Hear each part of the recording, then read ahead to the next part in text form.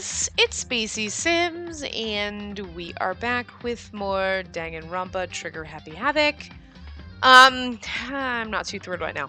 I started this up because I was going to start recording, and it says Chapter 3, Pre-Trial Prep.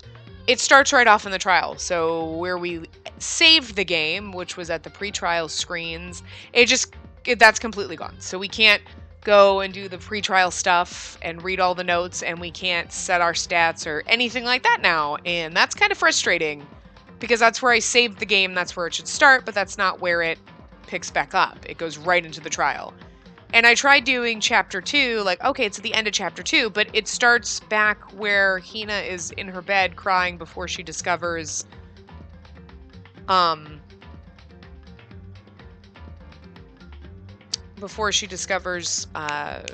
alter ego, and it's like, okay, so I'm not playing through all of that again, just to get to the pre-trial, so that sucks. Yeah, pre-trial prep, but it doesn't. It starts at the actual trial, which is really frustrating. Let's begin with a basic explanation of the class trial. So, your votes will determine the results. If you can figure out who done it, then only they will receive punishment. But if you pick the wrong one, then I'll punish everyone besides the blackened, and the one that deceived everyone else will graduate. Now then, to begin with... We already know who did it! Was that? It was Hiro. He does not have an alibi for when the murders took place, and we found him in that suit. Don't try and deny it! You killed them! I didn't! Someone knocked me out! I was asleep the whole time! I don't know anything about it! I believe you. I believe you, Hiro. Shut your murdering mouth, murderer! Who are you calling a murderer?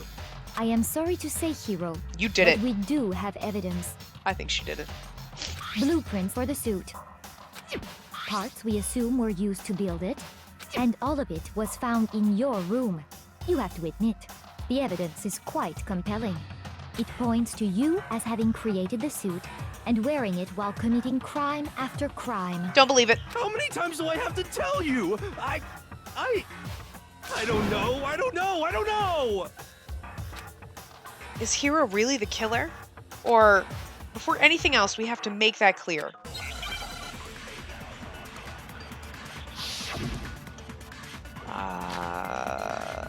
Okay. Everything we found in your room. Nope. The blueprints, the suit parts. They are all proof enough.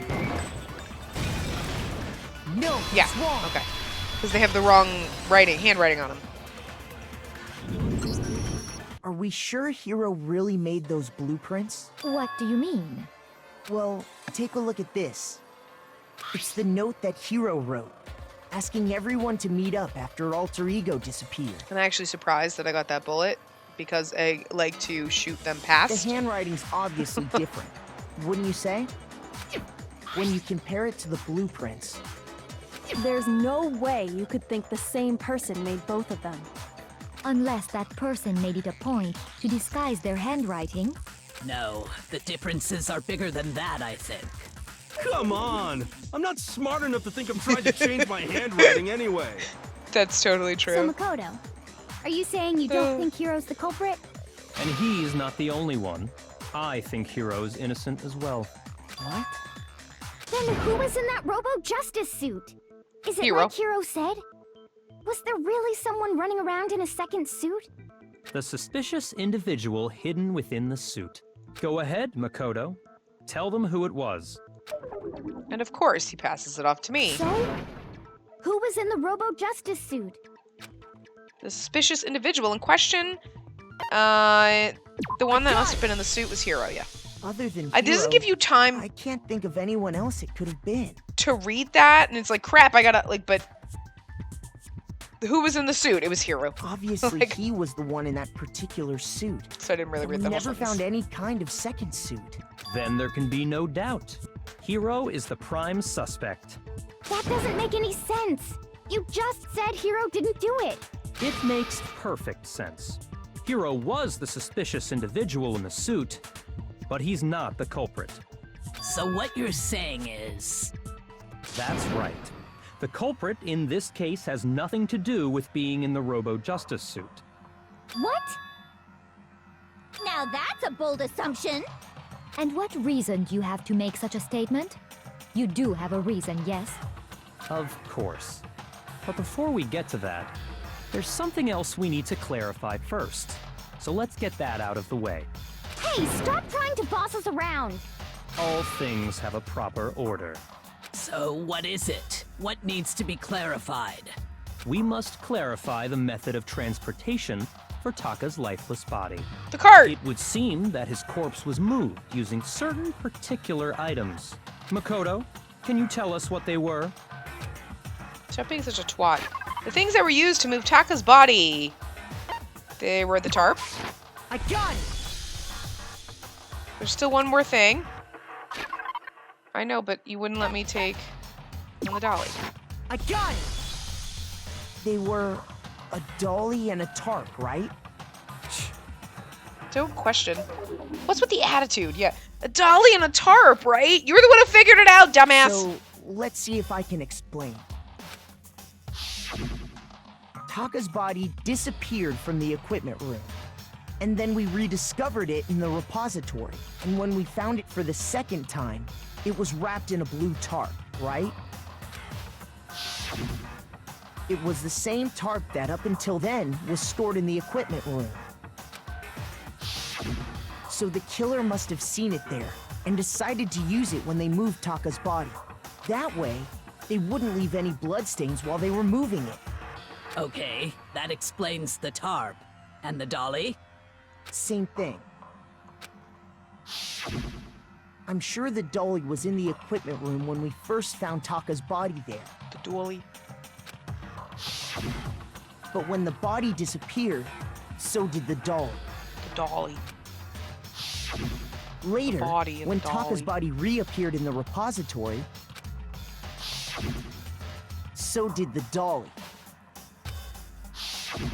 In other words, you think they used the dolly to move the body. Am I right? But are you sure you are not mistaken? Yeah. Huh? Are you absolutely positive the dolly was in the equipment room when we found Taka's body? Yes, blood. That dolly was made specifically for moving large objects between the repository and the art room. So someone moved it there. You moved it to the other place? It would be very strange indeed to discover it had made its way to the equipment room. Is it not possible that it was in the repository all along, Nope. and you simply didn't realize it? Nope. She's raised an objection. How do you respond? There is no Punch her. shame in being wrong. Nobody expects much from you anyway. She's a bitch. We have all accepted the fact that you rarely understand what is going on When did she around become you. such a bitch? Wow, I've never had anyone sound so nice while being such a bitch. Maybe I can change her mind. If I can just explain to them why the dolly must have been moved from the equipment room to the repository. Bullet time battles. No, you know what? No. I don't care. Because it never applies because we have super easy mode on. Okay. And I think I remember from, You have it wrong. I cannot agree.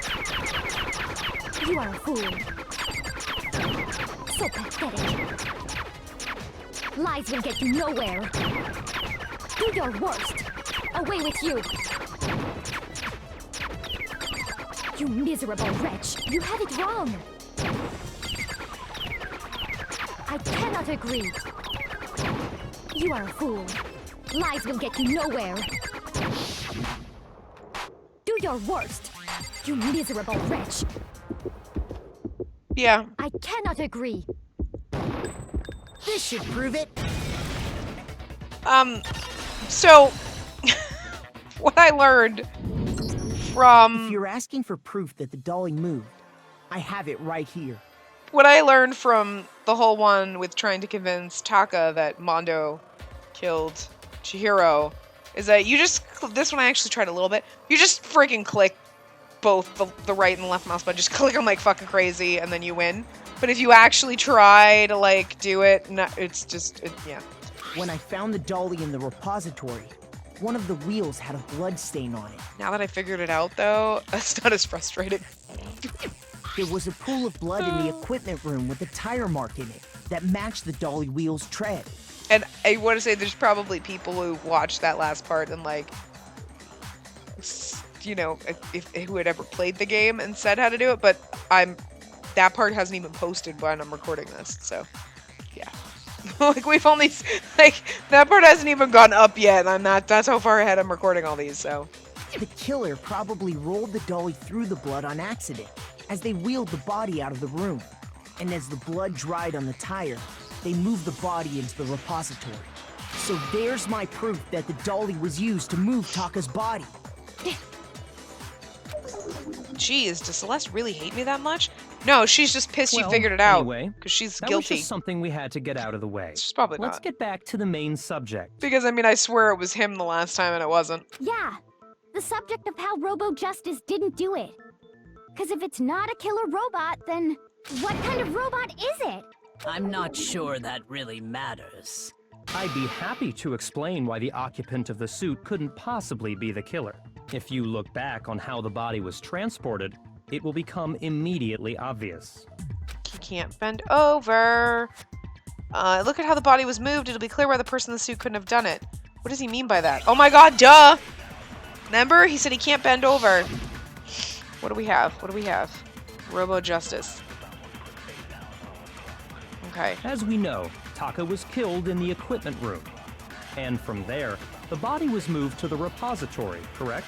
Yeah, the culprit wrapped the body in the tarp, then loaded it onto the dolly and wheeled it off, right? Now, keep in mind that the dolly doesn't have a handle. Well, yeah, but even without a handle, all you'd have to do is bend over. Oh, okay, good. No, that's wrong. Well, I mean, yes, it's true. All you'd have to do is bend over. No! I mean, yes, right but... that you could push a dolly without a handle if you stoop down low. I kind of hate these because I'm always like, I aim and I shoot, it always goes, like, right past. But if you were wearing that suit, do you think you could actually get into a position like that? What do you mean? Think back to what you said when we were all checking out the suit together. Remember? I'm blind as a bat in here. I can't see my feet at all. I'm surprised you got anywhere in this thing. I'm telling you, it wasn't me. And not to mention, you totally can't bend at the waist. Seems like a pretty obvious oversight. When you're in that suit, not only can you not see your feet, but you can't even bend at the waist. Am I right about that? Now that you mention it, yeah. It seems like it'd be awfully hard to push that dolly if you couldn't bend over. Well, what's to stop you from simply pushing the dolly with your feet? We just said you can't see your feet, you lying bitch. When you can't even see your feet? You really think someone could kick the dolly all that way? Yeah, it'd be totally impossible. Not that I can say for sure myself. On top of that, if you were wearing such a rigid, cumbersome suit, Such an itch in my ear, it's like driving me crazy. it's very unlikely you would have the dexterity to go about wrapping the body in a tarp. Touche. Well, I mean, isn't that just a matter of taking off the suit when you're ready to move the body? There's absolutely no chance that the costume taken off,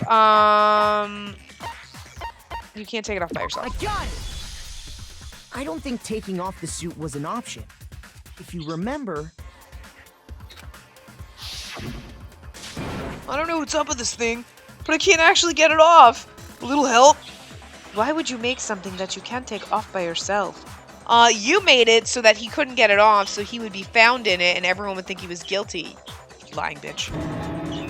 I didn't make the stupid friggin' thing! There's a clasp on the back that's keeping you from getting it off. It looks pretty sturdy. I don't think you can get it off on your own. We don't really have a choice. Let's help him. That's true. It seems impossible to put the suit on or take it off without help. It's probably not Celeste, I'm just saying, but I really think it's her. Then, you really can't take it off by yourself? Hero wasn't just making it up? Of course I wasn't making it up. If he could have gotten it off by himself, I don't think he would have let us see him wearing it. Showing up in the suit was basically an invitation for everyone to suspect it. Yeah, that's right. So, It's really, really true that Robo Justice couldn't have moved the dolly? To be clear, whoever did move the body, it couldn't have been Hero in the robot suit, correct? No, wait. Just a second, if you please. Have you forgotten about the picture that I took? Yeah, all convenient. Coming from you. You all got a good look at it, did you not? The image of Hifumi being dragged away by Robo Justice? If whoever was in that suit is not the culprit, how do you explain that? Besides, do you remember what the now deceased Hifumi said? How did you get hurt? That guy hit me. What guy? Robo Justice. That's what I decided to call him just now. That sounds suspicious, though. I just decided to call him Robot Justice, despite the fact that he's got an R and a J on his shoulders. And I don't know if the blueprints had Robo Justice on there, but how would you have managed to call him that?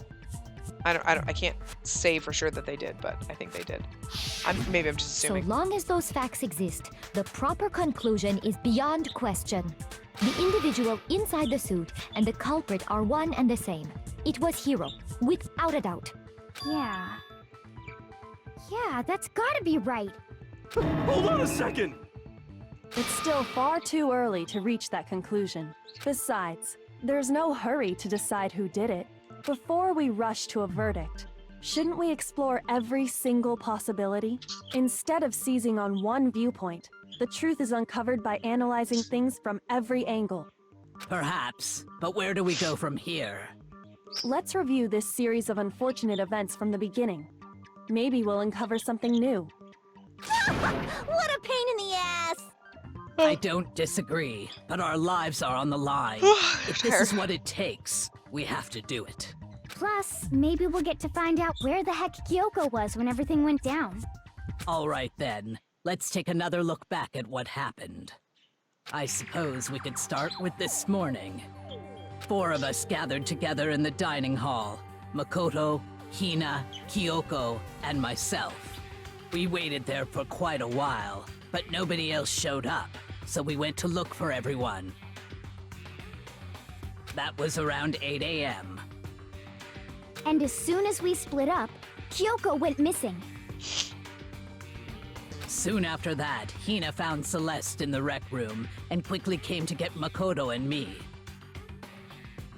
It seems I was unconscious for about an hour after I was attacked by my mystery assailant. I know it was an hour because I remember being attacked a little after 7. That was when we saw Celeste's picture and discovered that her assailant had been wearing a strange costume. As it turns out, it was Robo Justice.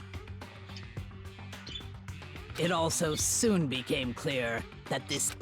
Oh shit, sorry. We were soon joined I in our accidentally search clicked too by soon. Byakuya I hit and the button by Toko, accident. and then went on to find Hifumi in the library.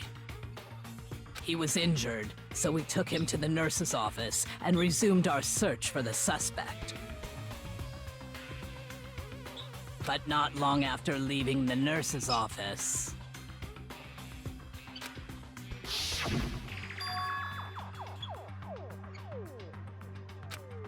What's wrong? I saw a shadow.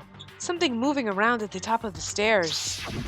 When Celeste told us that, we decided to split up and search the second floor. And soon after that, I saw someone moving around on the 3rd floor, and I yelled out to everyone as soon as I did.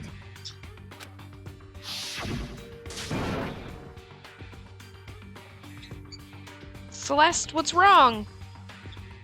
That was a rather intense scream for someone like you. I saw him, the strange costume man. He ran off as soon as I screamed. I was blocking the stairs, so he headed further down into the hallway and disappeared. Yeah. and then,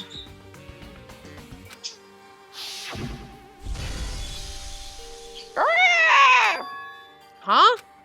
What was that? That came from downstairs.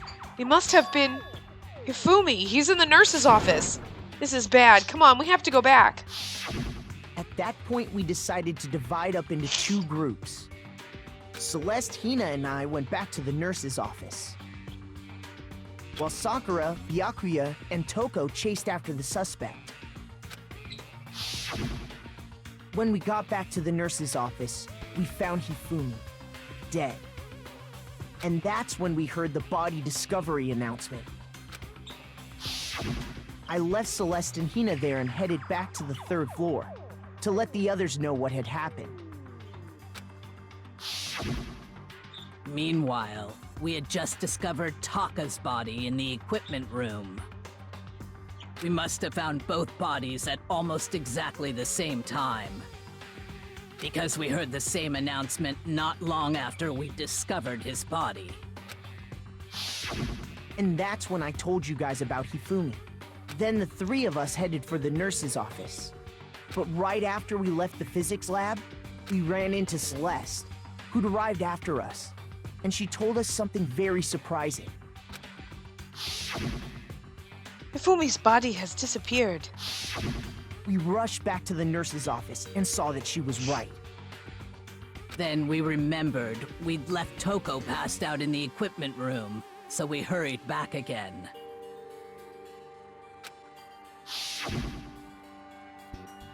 This can't be happening. Are we hallucinating all of this or something? But when we got there, we discovered that now Taka's body had also gone missing. Next thing we knew, we were searching the school for 2 missing dead bodies. And after some time... Celeste informed us that she'd found the bodies, and we all headed to the repository, which is where we rediscovered the corpses.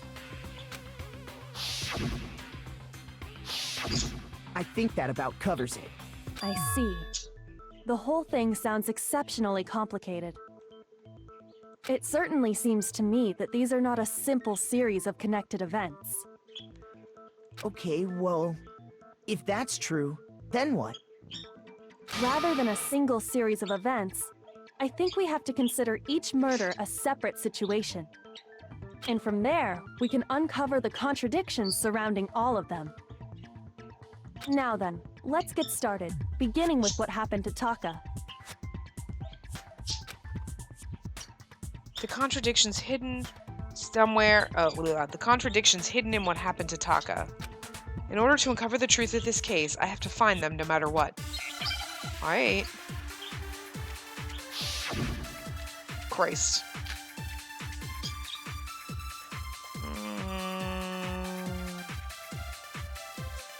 So, regarding Taka's death, I wonder if he died before Hifumi, or perhaps it was after? We already know what order they were killed in. Taka came last. What makes you say that? Because of the numbering of the Justice Hammers. It's true that Hifumi was killed with Justice Hammer 3, while Taka's death came from a swing of Justice Hammer 4. See? So it's obvious Taka came after. Justice Hammers were numbered, but were they really using that? I know they weren't, so... Regarding Taka's death, I wonder if he died before Hifumi, or perhaps it was after? We already know what order they were killed in. Taka came last. I wonder if what makes you say that? I don't think the Monokuma file has anything to do with because of the numbering of the Justice Hammers. Oh, no, cool.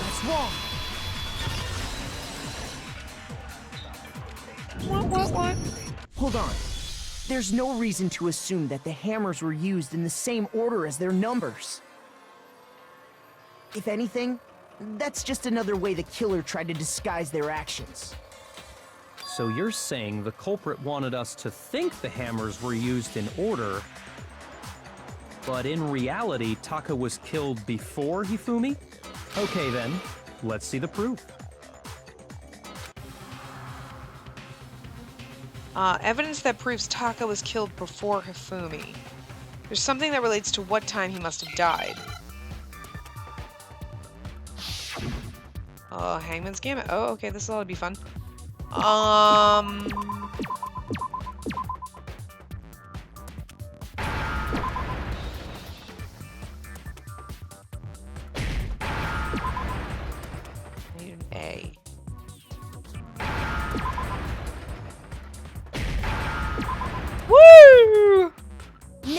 understand? Now I understand! I've got it! Taka's wristwatch! See? Look! It broke with the hands pointing just past 6 o'clock. It must have gotten broken when he was attacked by the killer. Because as of last night... Hey, you! How long were you gonna keep us waiting? Taka's irritated voice pierced the air as he stared pointedly at his wristwatch. It's almost 10 o'clock! You know that? Bedtime for all the little boys and girls! So if it wasn't broken after 6 last night, then he must have been attacked around 6 this morning. And that would be his official time of death. But if that's true, then he was killed well before Hifumi.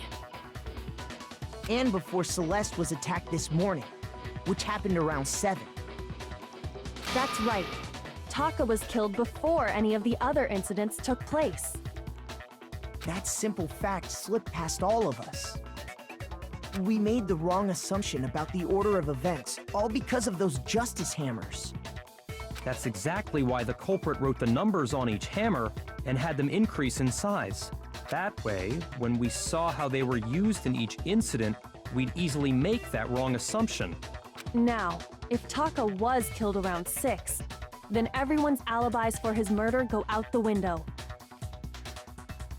Because when he was killed, we hadn't met up in the dining hall yet. That may be true in the case of Taka's murder. But all of our alibis still hold true for Hifumi's death. That's right. With him, at least, we're all safe.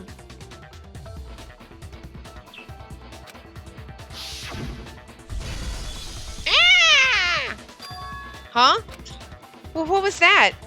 That came from downstairs. It must have been Hifumi. He's in the nurse's office.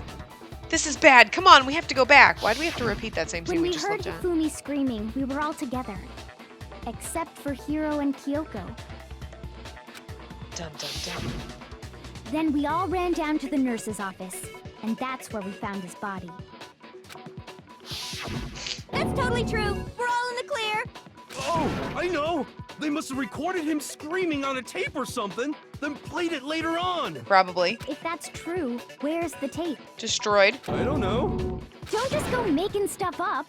Anyway, we all have rock-solid alibis for when we heard Hifumi scream. Since all of us were there together, clearly none of us could have killed him. And it does not stop there. There was also the moment when we discovered his body had disappeared. When his body vanished from the nurse's office, Hina and I were in the bathroom together, while everyone else was in the equipment room, correct? Sorry, I just bashed my microphone. And then there's the disappearance of Taka's body from the equipment room. At that time, we were all gathered together in the nurse's office because of Hifumi going missing. Well, don't forget, I was passed out in the equipment room the whole time. Wait, then what if Genocide Jill did it? She could have dragged Taka's body out of there right then! Even if she could pull that off, there's no way she could have done the same with Hifumi's body. Because, as we just established, she was passed out in the equipment room when his body disappeared. Besides, I didn't do either of them anyway. In other words, it is impossible that any of us could have killed Hifumi or moved either of their bodies. Lies. On the other hand, Liza Minnelli. Hiro and Kyoko had disappeared, so they most certainly could have done those things. So what now, Kyoko? For now, we can't get fixated on who did it, or we'll just keep going around in circles. So instead of who, I propose we start talking about how. Why does her hair look like tentacles? Like, why is it like thick, stringy chunks? Like, I don't know why. It's just bugging me. In particular, I think we need to figure out how Hifumi's body got moved. How did it get? That's true. We searched everywhere, but we couldn't figure out how to explain his body disappearing. And according to what Celeste said, We could not have been gone for more than a minute or two, though. So then the killer was able to get in and move Hifumi's body in that short amount of time. It would seem so. his body apparently disappeared in the 1 minute her and Hina took their eyes off of it. But to carry that much weight from the first floor up to the third in that short amount of time? Oh man, yeah! There's no way! It'd be impossible! Well, what if I told you there was a way to make the impossible possible? What? How? If the dead body were to move itself.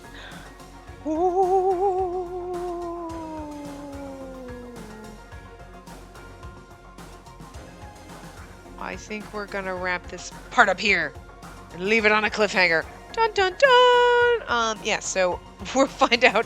I see I told you, I don't think Hifumi was dead. I think he got up and walked, because obviously he had to clean his glasses off, and he probably threw away his cleaning cloth. That's why we found it in the trash. Doesn't explain who attacked him, or, you know, he ended up dying of his injuries later, I guess, but obviously, because he was kind of passed out again when he was talking to Hina. But anyway, so we will find out more about what happens when we come back in the next part. So I will see you guys next time. Remember to give the video a big thumbs up and subscribe to see more.